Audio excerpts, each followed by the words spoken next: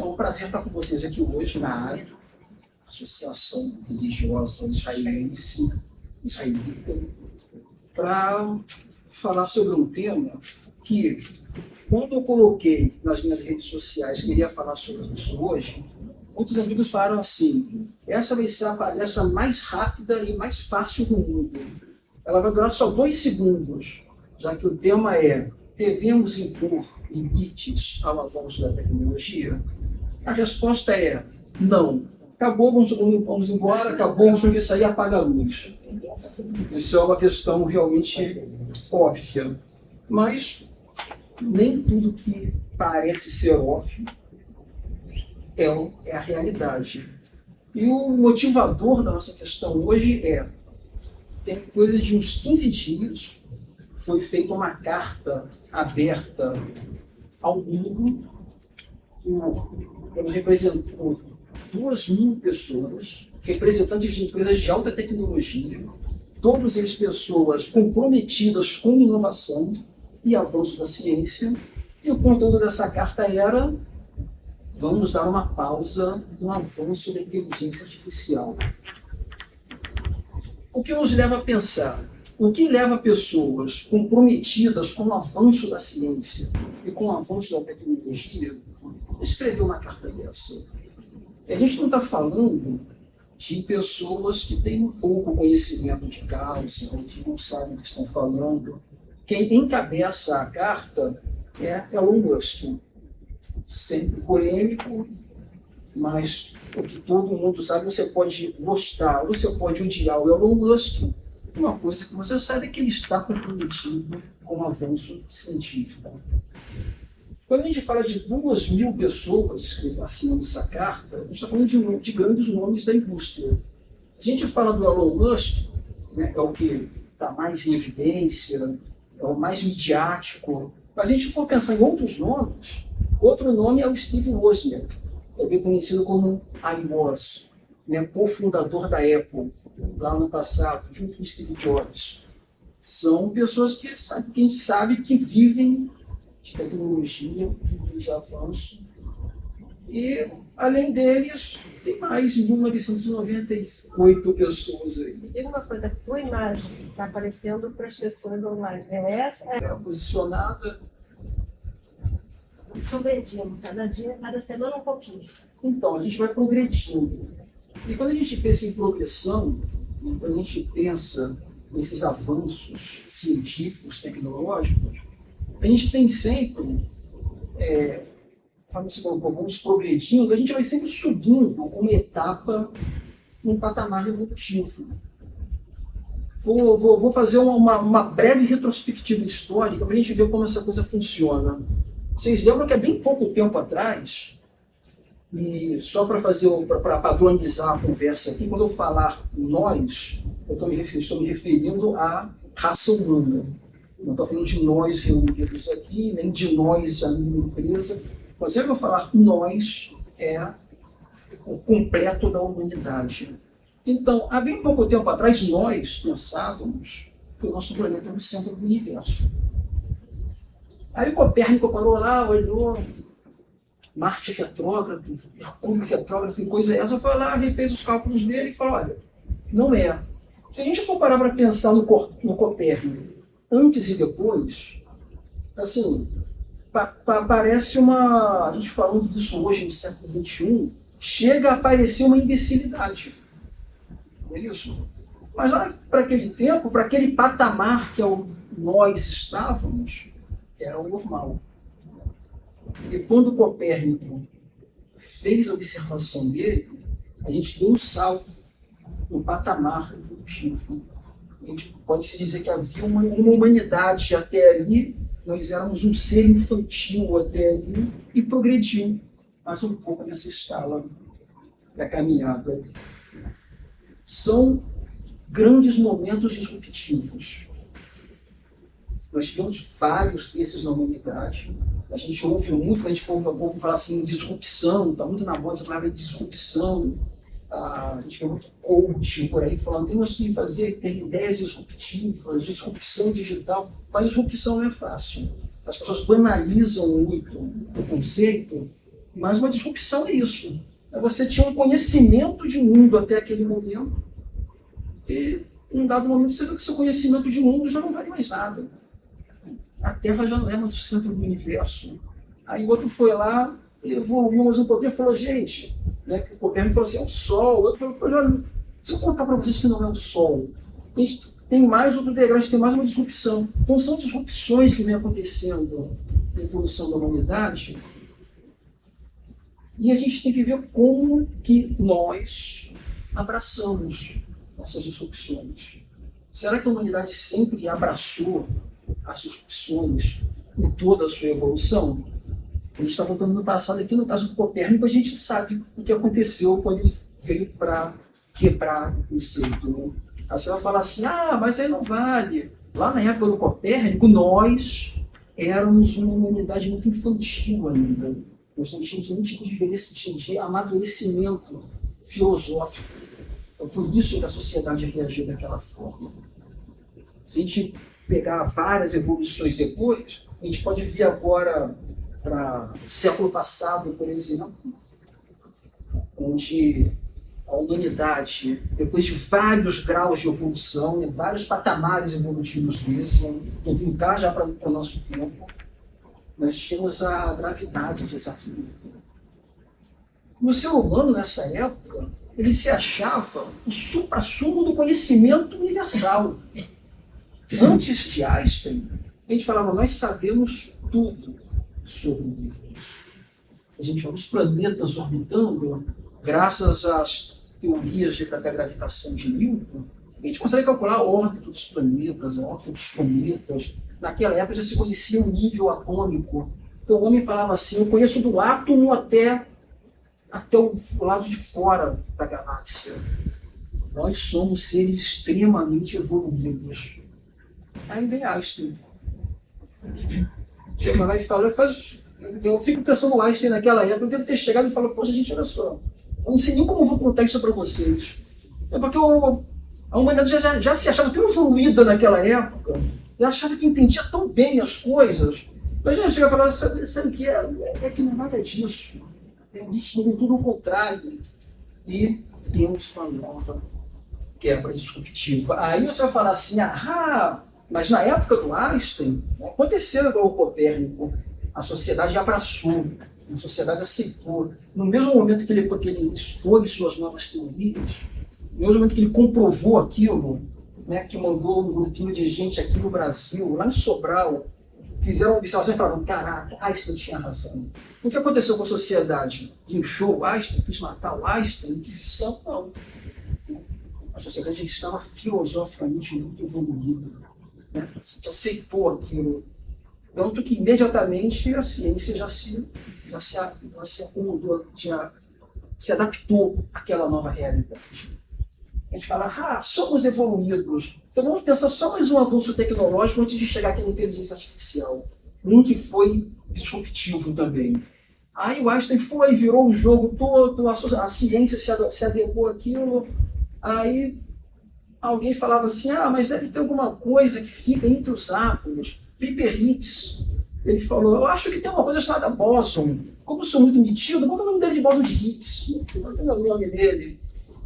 Vocês lembram quando foi destinado 20 bilhões de dólares para se construir a máquina que iria comprovar a existência do bóson de Higgs? Eu acho interessante da ciência isso, né? Investiu 20 bilhões de dólares e gastou 10 anos construindo a máquina para ver se era verdade.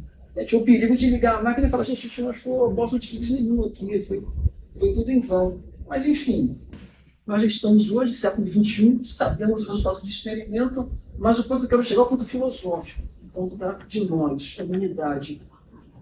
Vocês lembram das notícias daquela época de como nós reagimos à construção do LHC, do Large Hadron Collider, que veio fazer essa...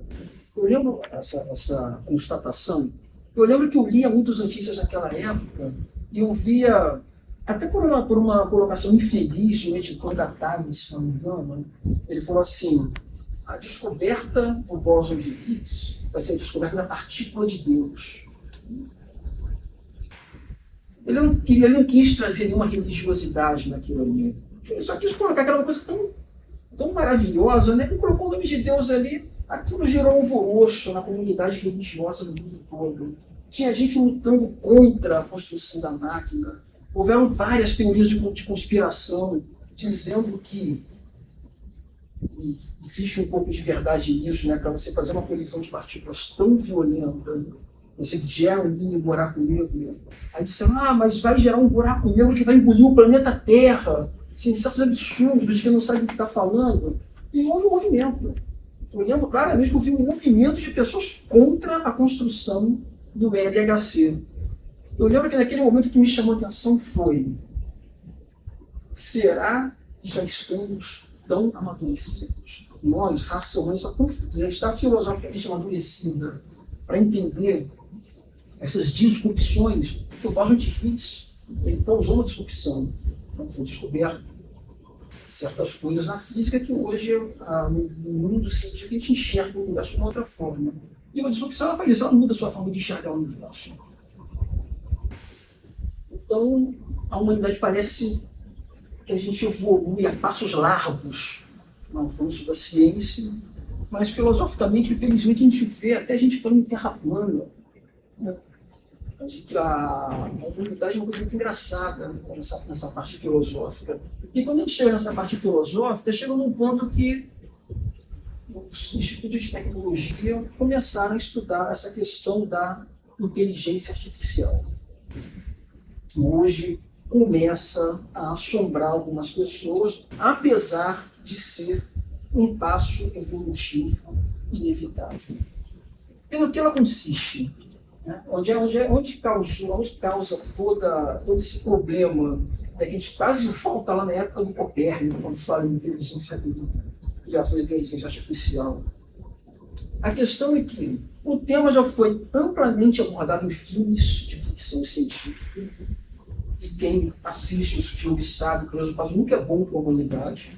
Você sempre fala, por exemplo, no filme O Exterminador do Futuro, onde a Skynet, uma inteligência artificial, ele evolui ao ponto de achar que os humanos são irrelevantes e conhecem na raça humana. Aí pega numa abordagem bem fictícia mesmo, que viaja no tempo para matar um inventor. Né? Enfim, mas é sempre meio que ruim. Teve um filme que assisti recentemente agora também, é sempre ruim os filmes. E o Jornada nas Estrelas, por exemplo, teve uma última série agora, que uma inteligência artificial se forma lá no 3000 e resolve exterminar todas as formas de vida da galáxia. Então, a coisa vai por aí. Eu lembro que, vocês já ouviram, vocês vêm acompanhando, vocês conhecem o robô Sofia? Sofia é um dos marcos da inteligência artificial, porque é um robô humanoide, alimentado por inteligência artificial, e o grande diferencial da Sofia é que ela faz expressões faciais.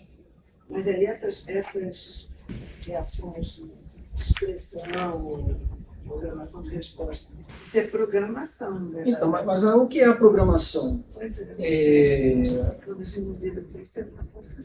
Então, porque você pode falar assim, mas por que a Sofia, por exemplo, levantou uma sobrancelha? Por que ela deu um risinho? Como é que ela faz? De onde vêm essas expressões?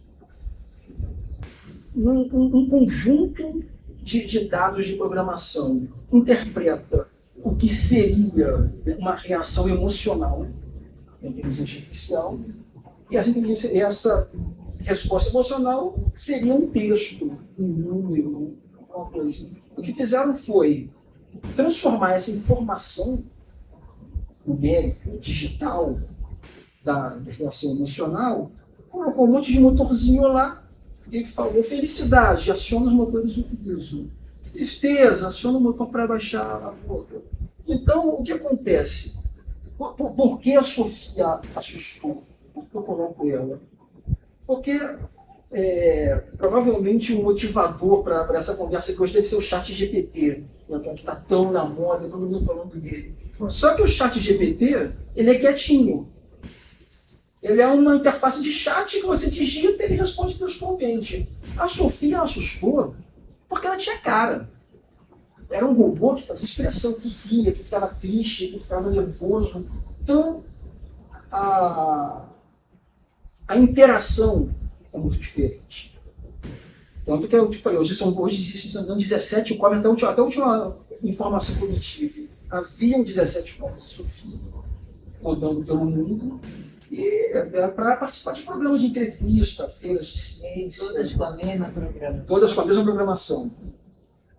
Alguém até já perguntou alguma vez alguma coisa sobre ciúme da Sofia. Ela falou, não, nós somos 17. Ela falou assim, e eu não tenho ciúme das minhas irmãs.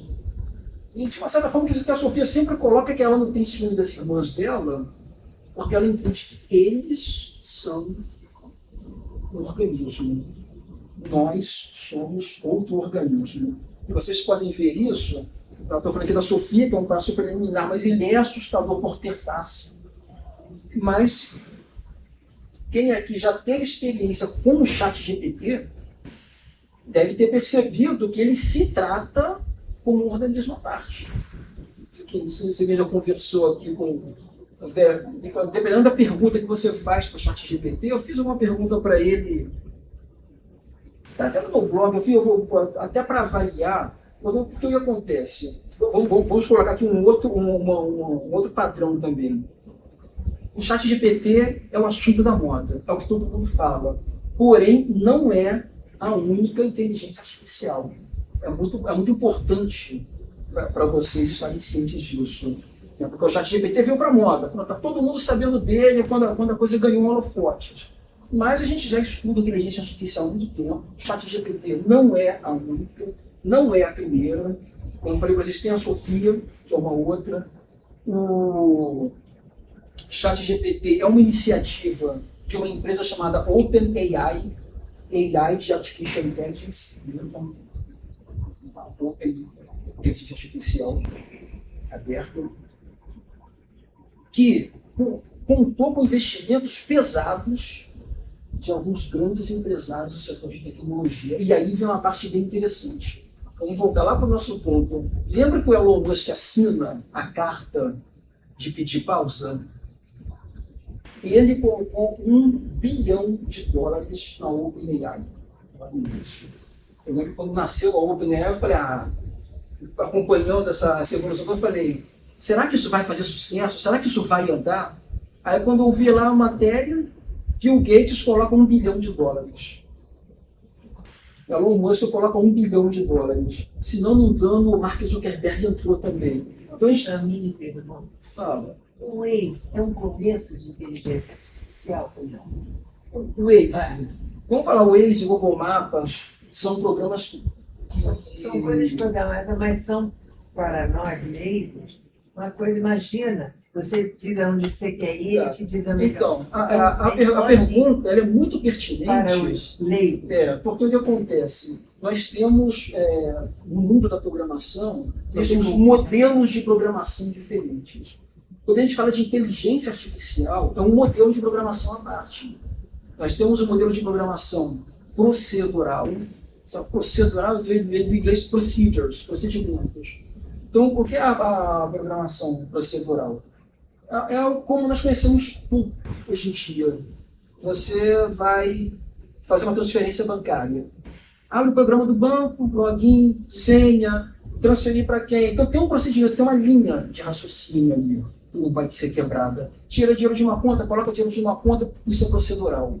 Quando a gente fala de traçar rotas, como o Google Maps, o Waze, o GPS, uma grande parte do algoritmo existente ali é baseado em inteligência artificial.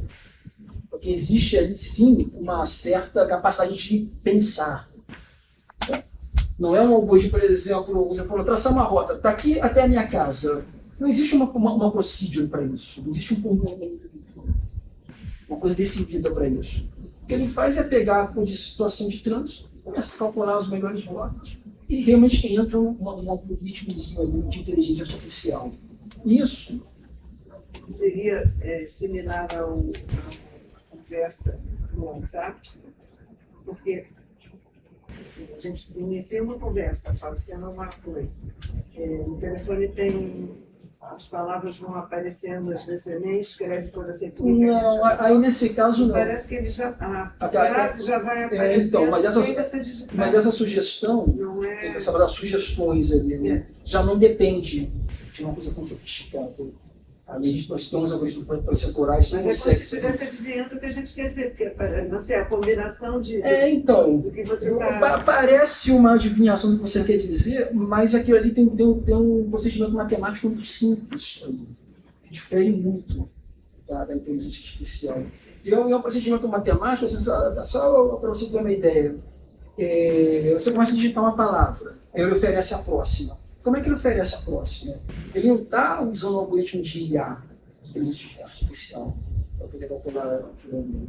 Ele pega a primeira palavra e puxa uma lista de probabilidades de qual seria a próxima. Um segundo, Eu milésimos de sinto segundo. isso, porque, por exemplo, eu escrevo sempre Shabbat. Shabbat, sexta-feira.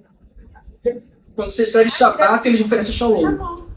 Se eu, Mas já veio o Tov. se eu pegar Eu o meu, mesma. se eu pegar o meu telefone e digitar Shabbat, ele não vai oferecer Shalom. É esse o ponto que eu quero chegar. Ele monta um dicionário baseado no seu comportamento. Ela está com o telefone, pega o telefone do seu lado, ele vai pegar o telefone daquela e digita Shabbat ali para você ver o que ele vai oferecer. Você vai ver que ele não vai oferecer Shalom, com certeza. Deixa eu fazer um resumo para quem está online. Ela está colocando a experiência de um médico que faz uma cirurgia em bebês recém-nascidos, muito delicada. Esse médico relatou para ela que ele reza antes de iniciar a cirurgia. É de inspiração a Deus. Pede inspiração a Deus. Agora, as pessoas assim não Vamos não. deixar esse tipo de coisa Esse para o final. avanço Deixa aí, sem Maria. programação da ciência me assusta. Então, mas acaba sendo bem pertinente também. Porque a questão só fechando ali, então você já entendeu que a digitação não depende de um algoritmo de inteligência Uma outra artificial. programação. A navegação de uma rua para outra, sim. Tá? Ali já emprega um pouco de inteligência artificial. Vou até contar uma coisa engraçada, porque vocês lembram que antes de você, a senhora falou do Waze. O Waze é um sistema que trabalha online. Você está com o seu telefone aí, tanto que se você cortar a internet do seu telefone, o Waze não funciona. Google Maps, a mesma coisa. São sistemas que trabalham online. Por que eles trabalham online? Vocês lembram que vocês vão lembrar disso? Que os primeiros sistemas de navegação para carro, eles não eram online. Trambolhão. Era o trambolhão lá, era o GPS que você botava no carro, lembra disso? Ele não era online. Você colocava uma rota lá e ele traçava a rota. Mas ele não avisava se tem um... Ele não avisava se tinha se tem um a carreguizado, condição de se tem trânsito. fiscalização da polícia. Aí o que acontece? Muita gente pensa que o online veio para isso. Que a senhora colocou agora. Que era para ver se tem condição de trânsito, também a condição de tráfego. Não, não é para isso. O online veio, aí entra um outro conceito que eu também vocês devem estar bem antenados, que é muito falado ultimamente, que é a cloud computing, computação em nuvem.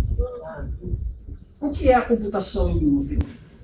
É quando você precisa de um potencial computacional tão grande para executar uma tarefa, que o seu computador de mão não é capaz de realizar. Se a gente for usar o algoritmo que o Google, por exemplo, usa para traçar uma rota, ele não conseguiria fazer no seu telefone.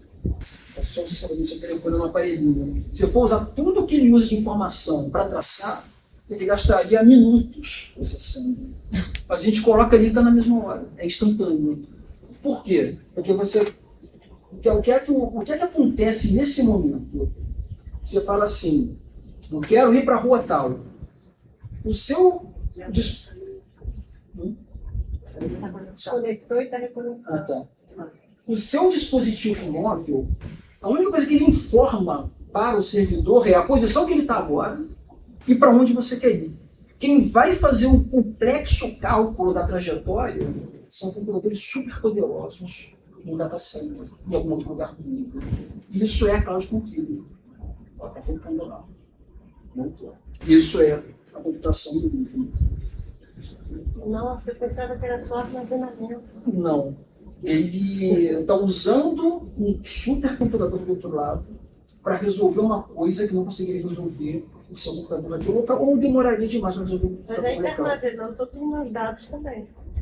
Então, aí já é uma outra polêmica. Sim, ele armazena todos os seus dados. Hoje, século XXI, esqueçam essa lenda de privacidade.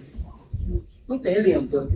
O que acontece, o que a gente pode crer com exatidão, é que o Google não vai sair por aí divulgando as coisas que você faz. Ele não tem interesse nisso, não tem nem por que fazer isso. Mas que ele te ouve o dia inteiro, ele te ouve. Isso é fato, tá? Isso não tem conversa. A Apple fica te ouvindo o dia inteiro, a Microsoft fica te ouvindo o dia inteiro. O seu telefone, você está com o microfone desligado, está ouvindo as coisas, está mandando para um servidor lá do Google.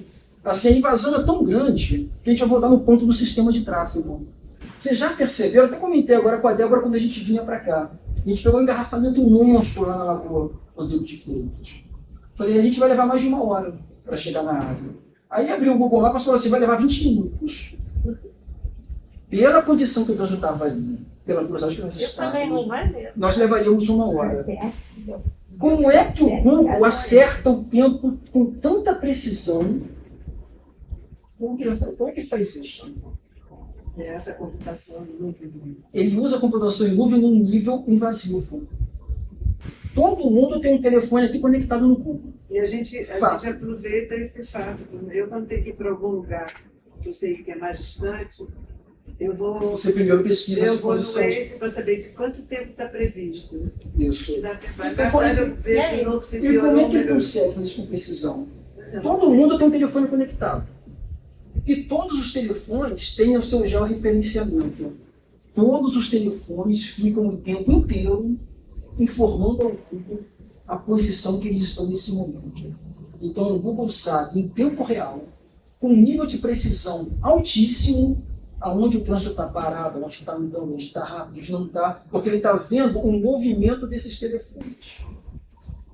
Se alguém desconfia do que eu estou falando, um camarada da Inglaterra fez uma experiência uma vez. Ele pegou 100 telefones celulares, de pessoas distintas, colocou num carrinho e caminhou pelas ruas de Londres, caminhando, puxando o carrinho, Com os telefones ligados. com os telefones ligados. Quando você abriu o Google Maps em Londres, deu as ruas com o trânsito completamente parado em todas aquelas ruas.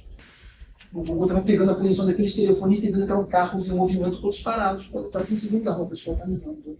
Então, é um fato, o Google também não esconde isso.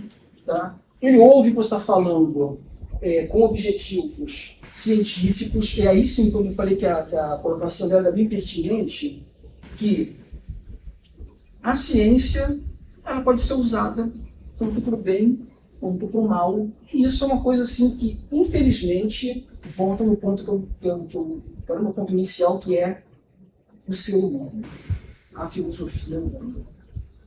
Quando a gente voltando lá para o Einstein, né, quando ele descobriu a energia nuclear, nós tivemos 2 públicos ali. Né? Um público se escamou, ficou espantado, dizendo: nós teremos energia infinita para alimentar o planeta de forma limpa. De um outro lado, nós tínhamos um público dizendo: nós teremos uma bomba com poder de destruição Mas ele ficou meio ilimitado. triste. Ele ficou triste, fato, porque nenhum cientista quer ver o mal. Ninguém pesquisa, ninguém estuda, ninguém vai lá no fundo, ninguém tenta levar a sociedade para um próximo patamar com o objetivo de fazer uma bomba nuclear. Existe gente, até aquelas conspirações, muitas pessoas falam: ah, mas a pessoa está fazendo isso com o objetivo de construir uma arma. Nunca que eu soube passou para a cabeça de algum cientista que esse invento seria para fazer uma arma. Einstein ficou extremamente decepcionado, inclusive quando ele foi deslocado da Alemanha para trabalhar nos Estados Unidos, no projeto Manhattan. Uma das condições dele, a gente não sabe desses detalhes, uma das condições dele era que o experimento jamais seria usado para construir uma arma. Condição que a gente não acatou. Se a gente voltar lá, aviação. Santos Dumont inventou o avião, e foi o Santos Dumont, ninguém me vê com irmãos Wright aqui, que eu fico até nervoso. Santos Dumont inventou o avião, colocou ele para botar lá na França. Uma parte do mundo ficou deslumbrada e falou: teremos deslocamentos mais rápidos. Outra parte do mundo falou: teremos uma arma infalível que passa por cima do inimigo. Então, infelizmente, essa questão humana ela é uma questão extremamente complexa. A gente começa a esbarrar nos problemas da inteligência artificial. Lembra que todo avanço, toda quebra de paradigma, nós vamos ter um lado bom disso. Nós vamos ter um lado ruim disso. Quando a gente fala em estudo de elementos subatômicos, a gente fala de energia nuclear, e até a gente está falando de Einstein, fala muito do Einstein, eu sou muito fã dele, tá? Mas teve até uma briga engraçada na época do Einstein, que ele não acreditava na superposição quântica pregada pela mecânica quântica, a teoria da física quântica que nós temos hoje. Porque o patamar do conhecimento humano naquela época não atingia o nível subatômico aí, nesse ponto. O tempo passou, provou-se que Einstein estava errado, existe superposição quântica, a ciência tem um salto gigantesco com isso, e hoje nós temos uma máquina chamada ressonância magnética. E quando a gente machuca o pé na rua, para o patamar que nós temos hoje, a gente não consegue conceber que o médico teria que abrir o seu pé para ver como estão os seus ligamentos ali dentro. Olha a questão da importância do avanço científico, olha a questão da condição de ele ser, vou utilizar uma palavra, um neologismo imparável. A gente pensa assim, nós temos que colocar algum limite. A grande verdade é que não dá para colocar um limite. Nessa carta aberta que o Elon Musk e o iOS colocaram ao mundo todo, tem alguns que são contra. O Bill Gates, por exemplo, ele falou: eu acho que isso não vai dar em nada. O Bill Gates é contra essa carta aberta. Lembrando também que o Bill Gates é uma das pessoas que mais colocou dinheiro na OpenAI, que é a que faz o ChatGPT. Voltando ainda para o ponto de ChatGPT, né, que eu falei para vocês, não é o único. Falei da Sofia, falei do ChatGPT. Nós temos... O que aconteceu? A Microsoft tem colocado $2 bilhões por ano na OpenAI. Alguma coisa o Bill Gates queria ganhar com isso, e ganhou. O que ele fez? Vocês devem conhecer o Bing. O Bing é o concorrente do Google. É o Google da Microsoft. Ninguém usa. O nível de uso era extremamente pequeno. Eu uso o Bing, mas sou uma das poucas pessoas. Todo mundo usa o Google. Você quer pesquisar alguma coisa, você bota lá, Google e pesquisa. No começo era Yahoo. Yahoo. Quando eu comecei era Yahoo. Essa do tempo, pô. Essa aí é forte mesmo. Alta Vista. Nem tanto, tá? Cadê? O que aconteceu? O Google Conheci todos eles. Cadê? Alta Vista, Yahoo. Mas o Google, ele se mostrou tão mais poderoso do que todos os outros, você pode ver que morreu. Os outros não tiveram a menor chance de progredir.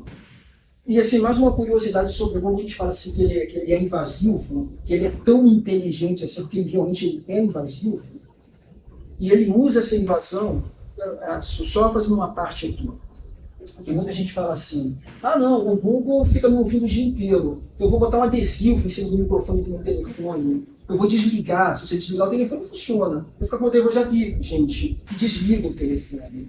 Você fala assim, eu só ligo o meu telefone quando eu quero fazer uma ligação, falo e depois desligo porque eu não quero o Google me ouvindo. Mas se está desligado, o Google... Ele não vai te ouvir. Mas um ponto que eu quero chegar nessa questão dessa falta de privacidade é qual o problema do Google te ouvir? Ele só usa a sua fala realmente para enriquecer os mecanismos dele. O que interessa para ele é isso. Existe traficante de drogas, traficante de armas, pessoas que traficam órgãos. O Google podia denunciar todo mundo, concorda? Seria muito fácil para ele. Ele já confia todo mundo, que é o traficante de drogas, ele não denuncia. O Google ele não se manifesta positivamente em relação a isso. Ele é passivo, ele fica ouvindo para enriquecer os seus sistemas de captura, seus sistemas de reconhecimento, sistemas de inteligência artificial. Aí, falando de inteligência artificial, vamos para mais um ponto. Microsoft gastou um dinheirão na OpenAI, não foi? Eu falei do Bing. O Bing novo, ele já incorpora o ChatGPT 3.5. Se você abrir o seu navegador da internet lá, Microsoft Edge. Você vai ver que tem um botãozão com um ping grandão do lado superior direito. Clica ali e faz uma pergunta para ele. Onde que está o vídeo? Quando abre o quê? Está aqui, ó. Deixa eu usar esse computador. Quando você abre o. Olha ele aqui, ó. Olha esse visão. Mas isso quando você abre o quê? O Microsoft Edge. Ah, tá. Então, Nunca reparei nisso. Meu. Então, Ela aqui- saiu da sala, você vai se tem alguém lá de o... Eu acho que não, porque eu não vi ninguém entrar, mas. O que acontece é que todo mundo usa o Google Chrome hoje em dia. Mas o Microsoft Edge. Ali, ó. Olha, fica até avisando, ó, que foi atualizado. Você que atualização é essa? É que ele botou o chat GPT dentro do. Então, se você abrir o Microsoft Edge hoje na sua casa, clicar naquele Bzão lá no canto e fizer uma pergunta em português, ele vai te responder. Só que aí a gente entra no detalhe das perguntas da inteligência artificial. Porque se você fizer perguntas para o Google, abre lá o Google e fazer uma pergunta. Onde tem farmácia perto de mim? Ele também te responde, não é isso? Ah, sim, eu acho interessante isso quando usa o site do app do Bradesco Saúde. Eu vou procurar um credenciado. Você pode Primeira falar coisa assim, que ele perto de mim. pergunta se é perto da sua casa, quer aí que você põe perto da sua casa, aparece um monte E aparece uma de... lista. Se qualquer coisa que a gente botar ali no Google e botar uma palavra, vai vir uma lista, não vai? Olha, eu sou tão livre, eu fico encantada com isso. Ah, isso é maravilhoso Não mesmo. precisa fazer Ainda mais para a gente que acompanha isso, né? A minha infância foi vendo a evolução tecnológica. Os mais jovens até brincam que eu sou um dinossauro da tecnologia, porque eu peguei as tecnologias quando não existia GPS.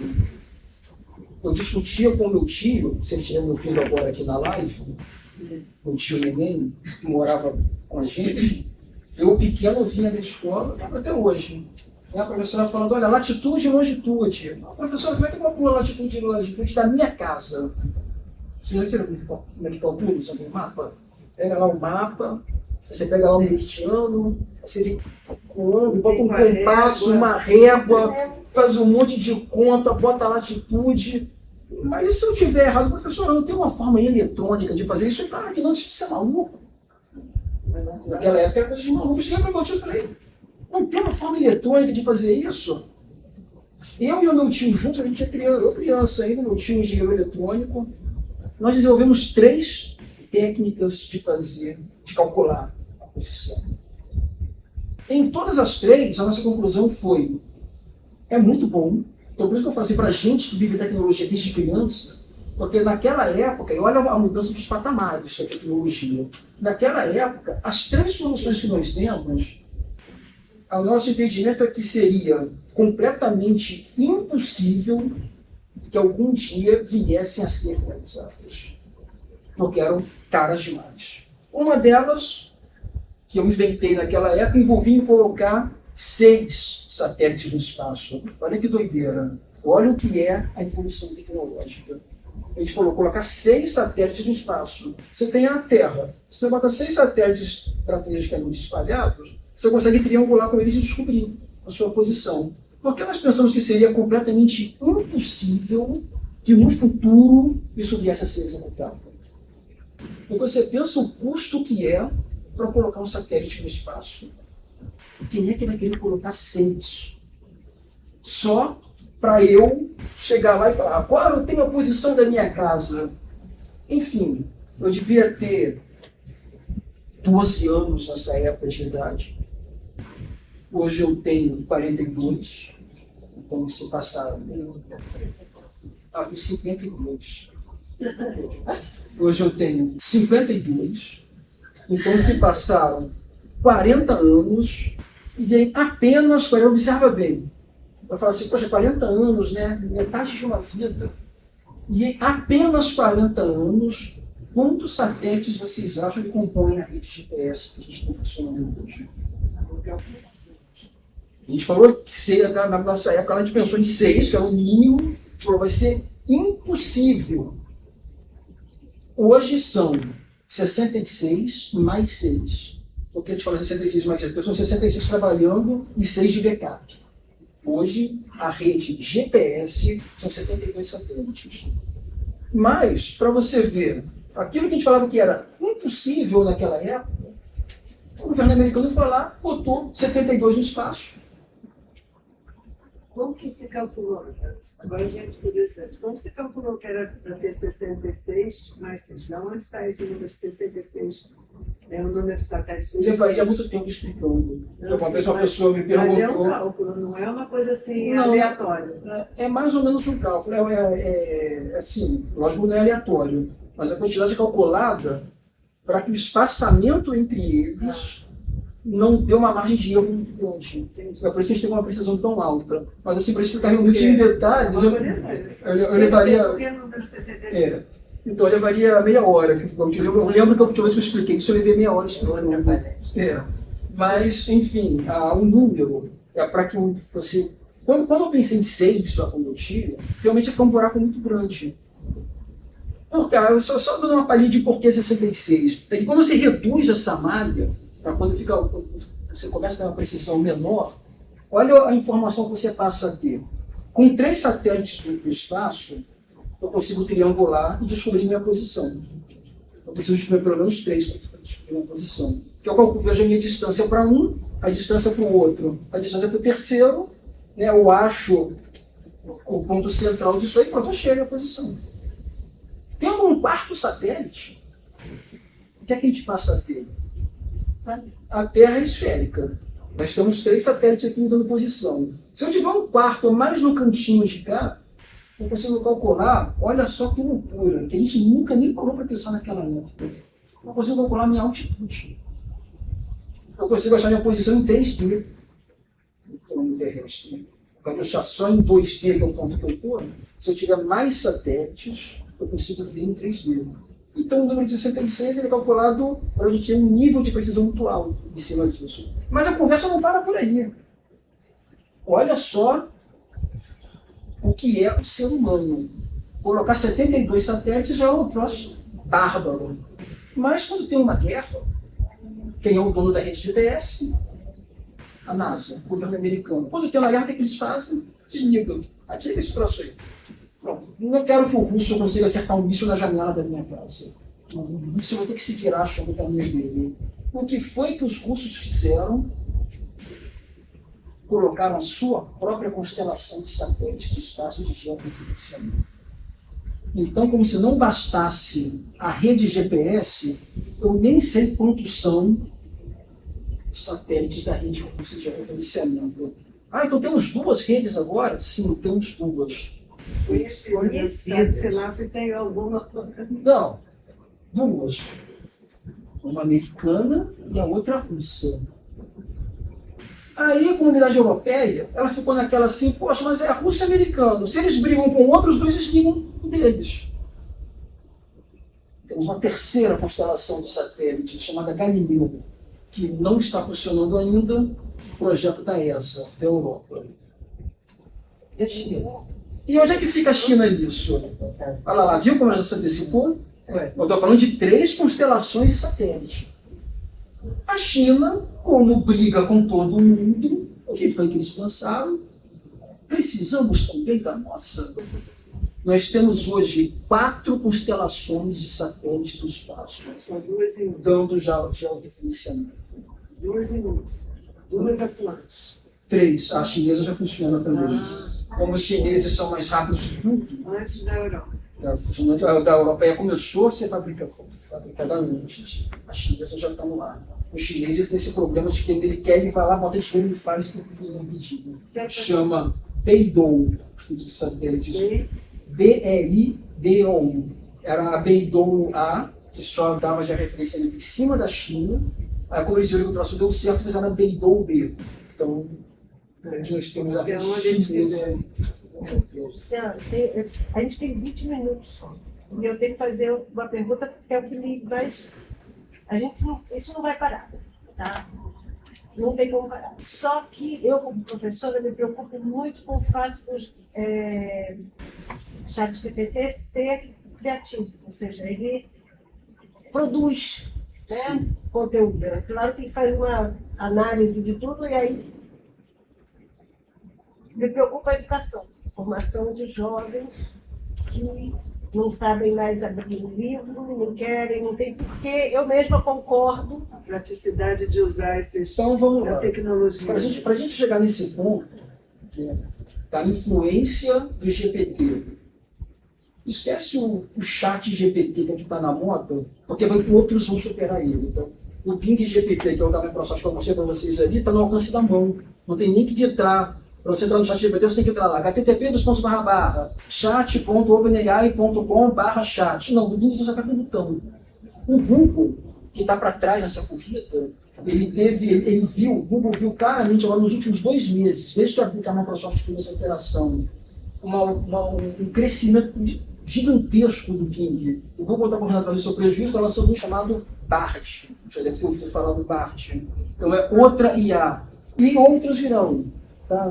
Estou falando dessas 3 aqui, mas nós temos a DALL-E, D-A-L-L-E. O que a DALL-E faz? Parece o de Salvador Dalí, mas é um trocadilho mesmo. Ela, usando um sistema de inteligência generativa, constrói imagens. Então você pode chegar lá para DALL-E e falar assim, faz uma imagem de um sapo com uma coroa no castelo de Buckingham. E quero com qualidade fotorrealística. Ele vai gerar para você uma imagem. A DALL-E faz isso. E a DALL-E, existem várias outras, tá? Quando eu saí de casa para cá, eu tinha pelo menos umas 30. Generativa de música, generativa de arte, generativa de texto. E as pessoas não vão passar a pensar menos? Então, O povo, de modo geral, vai ter aquela meia dúzia de cientistas que vão pensar... Então, esse é o ponto que eu quero chegar. A gente chega no ponto... A grande onde humanidade. a filosofia ela é o principal em cima disso aí. Porque, voltando para o assunto do GPS, como é que você pilotava um avião? Olha só. Falei que quando eu era criança, era loucura falar em GPS. E como é que você pilotava um avião? Como é que você saiu com um avião do Rio até Londres? Você ia levantar o seu avião, ia passar em cima do Oceano Atlântico. Vocês já tiveram uma experiência de olhar na janela em cima do oceano? Simplesmente vocês pegaram um barco e entrou, não vou falar muito não, você entrou 5 quilômetros mar adentro, dentro de um barco, e viu o que é que você tem de pé. Qual é a sua vista de nada? Você não tem referência nenhuma, de nada. Você pode ir para o norte, para o sul, é zero total e absoluto. Se tiver à noite, mas durante o dia nós temos o nosso maior inimigo, o nosso pior inimigo nessa situação. Então, mas as pessoas voavam. Quando eu era criança tinha voo em Nova York, Rio, Londres. Não vou nem falar em cima do oceano, não. Imagina você voar de avião no continente mesmo, Rio e São Paulo. Como é que você mantém uma referência? E todo mundo voava. A aviação existia. O Pedro Álvares Cabral saiu de Portugal até aqui. Dizem que ele se perdeu, mas há controvérsias se ele se perdeu mesmo. Enfim, se ele se perdeu ou não, a grande verdade é que a navegação sempre existiu. E o GPS é uma coisa que tem menos de 40 anos, conforme a gente acabou de constatar aqui pela unidade. O ponto que eu quero chegar é que, hoje, quando você aprende a pilotar avião, hoje, quando você aprende navegação, você vai navegar, um instrumento que você aprende é o GPS. Você aprende a usar o GPS. Olha o detalhe do patamar. Você subiu o patamar onde já existe o GPS, e agora as pessoas já não se preocupam mais com a orientação da bússola. Porque naquela época você tinha que usar a bússola. Você levantava o voo aqui no Rio, Londres está para qual direção? Direção 50. Apontava em 50 e em 50 a vida toda. Você está querendo dizer que simplesmente o ponto de partida vai ser outro. O ponto de partida vai ser outro. A evolução vai ser... A gente vai mudar o patamar. E o que é que tem que acontecer? Da mesma forma que um instrutor de aviação ele tem que aprender uma coisa nova para ensinar para o aluno, da mesma forma que a fábrica do avião ela teve que adicionar aviônicos novos, adicionar procedimentos novos, a educação, a gente até poderia falar assim, haveria uma forma, teria uma forma de manter a educação da forma que ela está, mas a grande verdade é, A ilustração que eu fiz com um avião aqui mostrou isso pra gente. Hoje pouca gente sabe que o meu filho ele estudou pilotagem de avião. Aí eu falei, e você aprendia lá a orientar pela bússola? Pai, tem o GPS do avião. Eu falei, se eu ver o GPS do avião quebrar, tem o meu telefone, tem GPS no telefone. Olha para você ver o patamar que a gente está. Olha para vocês verem o nível tecnológico. Se quebrar o GPS do avião, que é uma coisa caríssima, o telefone de todo mundo tem sistema de navegação. Com o seu telefone você pilota um avião. Nem gosto de pensar nisso. Sem dúvida nenhuma. Se você pegar o seu telefone, você abre o Google Maps, você não vai mostrar o de onde você está. Ele não te mostra um mapa ali onde você está. Você olha para o mapa ali e aponta para onde você quer ir, com o seu telefone. Então, você percebeu como que a navegação mostra isso para a gente? Coitado dos professores. Virou, olha só o ponto que a gente chegou, virou corriqueiro. É corriqueiro. Não precisa ser rico. Um aviônico, o GPS de um avião, custa $100.000. Um telefone mais baratinho você compra por R$1.000. Você vai navegar com ele. Você vai entrar num avião sem aviônico nenhum. Você vai navegar usando aquele telefone. Eu estou usando o exemplo do GPS aqui como ilustração. Mas, observe como que isso serve para tudo. Você não consegue, eu falei aqui da ressonância magnética, você não consegue imaginar um mundo sem ressonância magnética. Sem tomografia computadorizada. O médico chegou e falou assim, você está com um carocinho aí. Como é que você faz? Hoje, e é interessante essa evolução, essa mudança de patamar, que se você falar para um jovem hoje, olha, não existia ressonância magnética, o carocinho aí ia ter que descobrir de algum outro jeito. O jovem fica parando e fala, poxa, isso como é que vai fazer? Vai ter que operar? Tirar a carocinho, não responde. O jovem, de daqui a 100 anos, ele vai pensar assim, meu pai, meu avô, o bisavô, ele pegava folha de papel ao maço, Nem tem mais. pegava a enciclopédia Barça, procurava, lia e colocava o que ele colocou lá. Agora vamos a um ponto aqui bem interessante. É interessante para vocês verem como que a gente vai voltar tudo no ponto onde o que vale é só a raça humana. A gente vai voltar tudo, a gente vai cair lá na mesma estaca.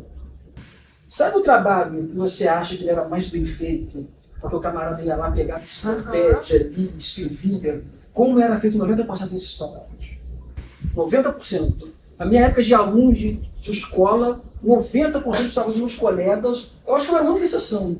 Eu acho que eu era o único que lia, interpretava, analisava e escrevia um texto da minha autoria. Eu tinha esse hábito de escola, mas todos os meus colegas, eles pegavam um texto do tipo, qual era o texto? Um exemplo aqui. Como é que está a situação das queimadas na Amazônia? Aqui o texto queimadas na Amazônia, era um trabalho braçal de copiar aquilo ali, só mudou que era braçal. Ainda fazia com erro de português. E copiava ali, não servia nem para aprender português. Escrevia errado. É isso ou não é? Ou eu estou exagerando aqui? De 90 eu copiava aquele conteúdo, aí pegava uma deduçãozinha, conclusão. As florestas pegam fogo. Eu li ali e as florestas pegam fogo. Ou então pedia, né, Luciano, não presta aí cafezinho. O que era extremamente comum. Até Era extremamente comum. Não era isso que acontecia? Ou um colega pedindo resumo para o outro. Adulto, aqui, tinha caderninho que passava de meu irmão. Terra, vou ter uma mensagem para você, verdadeiro mesmo. Então, voltando para o ponto do ser humano, tem alguma grande diferença filosófica? O camarada ir lá na enciclopédia, ler e copiar o que está fazendo, ou pedir para o chat GPT escrever um texto para ele? não, só é mais rápido. Isso é mais rápido. Agora vamos para outra grande diferença filosófica. Aquele que realmente quer aprender, aquele que pegou aquele texto, que foi lá na biblioteca, que leu, e ele vai fazer uma análise crítica daquele texto. E agora é profundo. Vai ter alguma diferença para essa pessoa que quer fazer uma análise crítica? Ele pegar o texto lá na biblioteca ou ele pegar a resposta do chat GPT e fazer uma análise do chat GPT. Quando ele souber fazer a análise, não. Então o problema é fazer a análise crítica. Não é se o chat GPT vai escrever texto se... As escolas, então, têm que insistir, ensinar a como pensar. a como pensar. Isso que eu Esse é acho o fato. Esse é o ponto que a gente está aqui desde o início, desde lá do Copérnico. Porque lá no Copérnico mandaram matar ele. Era bruxo. Era bruxo. Por quê? Era só isso que a senhora acabou de falar. Era o como pensar. Como pensar isso aí? Eu sou da uma... Como que o meu planeta não é o centro do universo? Tem um monte de coraçãozinhos. Tem vários coraçõezinhos. Mas você só tem 8 minutos agora. Mas eu acho que a conclusão já consegui. Ainda que a gente tenha pouco tempo, a gente já chegou mais ou menos a uma conclusão. Só rapidamente. Agora a gente vai só enriquecendo. Vai. Eu sou de Niterói, meus filhos estudaram centro educacional, que naquela época, quando começou, justamente a grande briga da professora, da diretora, era ela ensinava como chegar aos teoremas, o porquê de chegar às coisas. E tinha aquelas coisas assim, mas como vamos preparar para o vestibular? Então, às vezes, demorava mais o aluno do centro educacional chegar no resultado sempre correto do que aqueles Não, que isso decoram. que ela falou Ensinar ali a é limpo. pensar. Isso que ela falou ali é limpo. Ensinar a pensar. Eu lembro das disciplinas de matemática, você já foi professora Não, de sou matemática? professor, não, sou mãe de alunos. Ela é professora de matemática, isso. Nas aulas de matemática, eu lembro disso assim claramente. Como calcular a área do quadrado? A área do quadrado é L elevado ao quadrado. O lado dele elevado ao quadrado. E como é que calcula o lado do retângulo? É A ao quadrado mais B ao quadrado. Lado B. Que beleza. E como é que calcula o desarme? Olha, a fórmula é essa aqui. E o triângulo retângulo? Raiz quadrada de B ao quadrado menos B ao quadrado. Está tudo lá. Teorema de Pitágoras. Por quê? Por que é M ao quadrado? Por que é A ao quadrado menos B ao quadrado? Eu lembro que logo no início, lembro disso assim, da minha infância, agora que já faz tempo que a minha infância passou, já contei, acabei de contar para vocês a minha idade. Eu lembro que lá na infância o professor falava assim, L ao quadrado. Por quê? L ao quadrado. Eu lembro até que eu tive uma polêmica na escola, assim, de formas, quando a gente resolver equações, equação de segundo grau, formato x mais bx ao quadrado mais c, você tem uma equação de segundo grau. Para achar as raízes, bota seu botão igual a zero. Usa a fórmula de Bhaskara, acha raízes. Uma vez eu cheguei para um professor e falei, beleza, você dá a equação e a gente consegue encontrar qualquer ponto dessa equação. Basta substituir o valor da fórmula que vai achar o resultado para qualquer ponto da equação. Perfeito, fantástico. Mas e se eu tiver o contrário? Esse professor, na época, na quinta série, alguma coisa, se eu tiver o contrário? Se eu só tiver o resultado, se eu só tiver assim, para x igual a 2, o resultado é 10. Igual a 3 é 18. Igual a 4 é 5. Eu só tenho isso. Como é que eu faço o contrário? Como é que eu pego do resultado e descobrir qual foi a fórmula que gerou? Resposta da quinta série. É impossível você descobrir uma fórmula através de números aleatórios dessa fórmula. Então você chega na faculdade, você aprende 3 formas diferentes de fazer interpolação. Então, olha como que é importante, eu estou voltando a falar aqui, é a forma de pensar, é a colocação do pensamento. Aquela professora da quinta série, ela podia até ter falado assim, tem que usar uma operação chamada interpolação. Mas vocês ainda não estão preparados para aprender como usar. Tem que estudar mais um pouco, mais um tipo, você quer chegar lá dentro. Mas eu falo, não, é impossível. Então,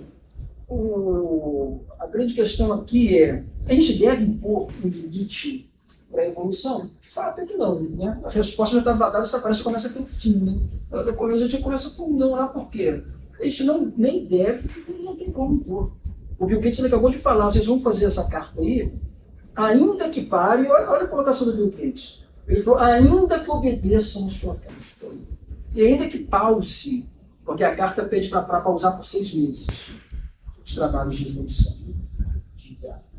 Ainda que você faça essa pausa, quem é que vai fazer a pausa?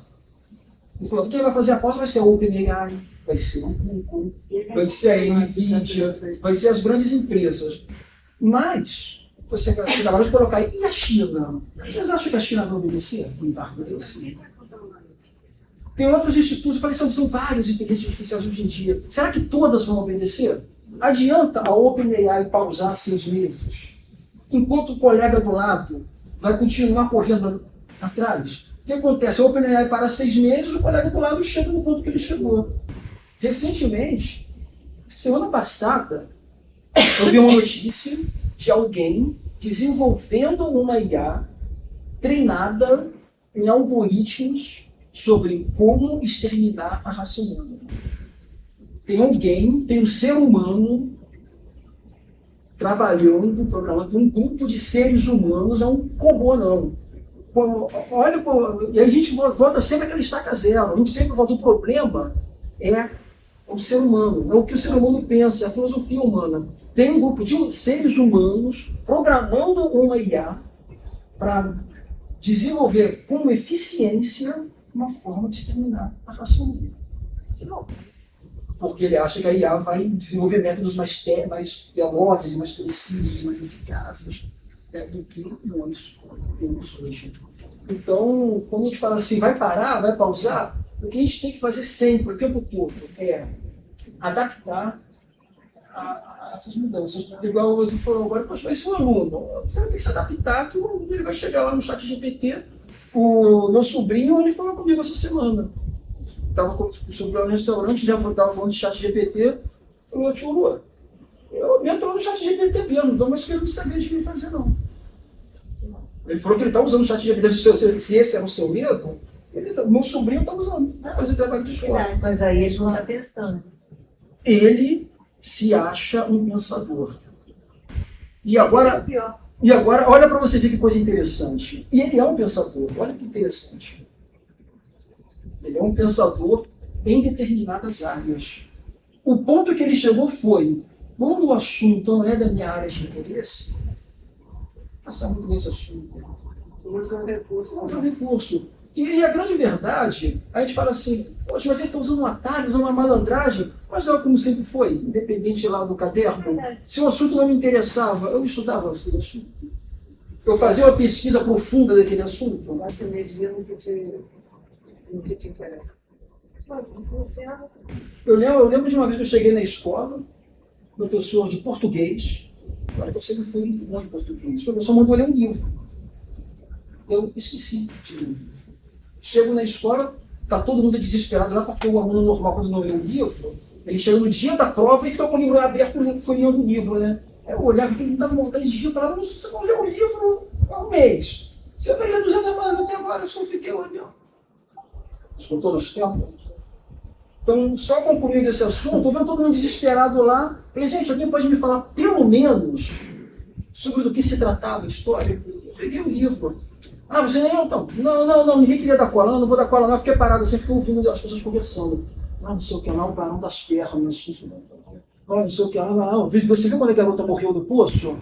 Era a única coisa que eu sabia responder lá. Chegou lá na prova, tinha uma pergunta lá. Qual o personagem que você mais gostou? Eu gostei do Barão das Pernas. Era o tema do ponto de história que mais chamou a atenção. Quando alguém morria no poço. Não, o nome do barão era Barão da Espéria. Ai, Deus. E não tinha ninguém morrendo em poço coisa nenhuma. A coisa de poço era outra. O professor falou assim, você não comprou o livro, você nem leu. Eu falei, não. Aí ele falou, cara, o barão era da Espéria, não era das pernas. Mas isso era muito comum no meu tempo de escola. A gente via isso com frequência. Os alunos não liam livro e as perguntas, tinha 5, 10 perguntas a respeito do livro. Acho que os adolescentes achavam que folheando ia descobrir a resposta no meio. Mas vai folhear em cima da hora. Sempre acabava. Então, Luciana, eu só tenho que te agradecer. Eu acho que você respondeu super bem a minha inquietação. Obrigado. E foi muito além. Nossa, parabéns. Obrigado. Consegui trazer para o pouco que eu uso aqui no dia a dia, porque isso é bastante mais profundo do que as minhas habilidades. o avião que eu vou pilotar, eu já piloto o meu fogão lá. Já foi uma grande aprendizagem na pandemia, viu? Porque eu não pilotava Eu vou nem interromper a fogão, nem Gil. máquina de lavar.